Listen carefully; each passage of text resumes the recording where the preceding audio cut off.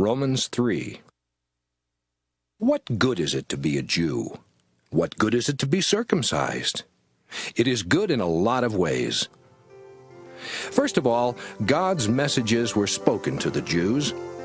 It is true that some Jews did not believe the message. But does this mean that God cannot be trusted just because they did not have faith? No, indeed. God tells the truth even if everyone else is a liar. The Scriptures say about God, "Your words will be proven true, and in court you will win your case." If our evil deeds show how right God is, then what can we say? Is it wrong for God to become angry and punish us? What a foolish thing to ask. But the answer is no. Otherwise, how could God judge the world? Since your lies bring great honor to God by showing how truthful He is, you may ask why God still says you are a sinner. You might as well say, let's do something evil so that something good will come of it. Some people even claim that we are saying this. But God is fair and will judge them as well. What does all this mean?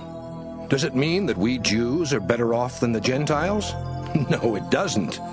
Jews as well as Gentiles are ruled by sin, just as I have said. The Scriptures tell us, "No one is acceptable to God. Not one of them understands or even searches for God. They've all turned away and are worthless. There is not one person who does right. Their words are like an open pit, and their tongues are good only for telling lies. Each word is as deadly as the fangs of a snake, and they say nothing but bitter curses. These people quickly become violent. Wherever they go, they leave ruin and destruction. They don't know how to live in peace. They don't even fear God." We know that everything in the law was written for those who are under its power.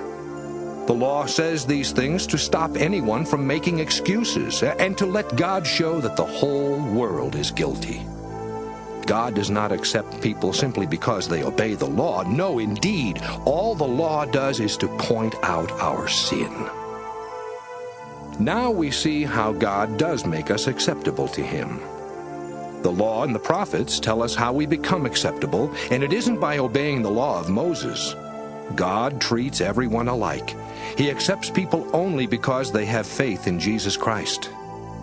All of us have sinned and fallen short of God's glory, but God treats us much better than we deserve. And because of Jesus Christ, He freely accepts us and sets us free from our sins. God sent Christ to be our sacrifice. Christ offered His life's blood so that by faith in Him we could come to God. And God did this to show that in the past He was right to be patient and forgive sinners.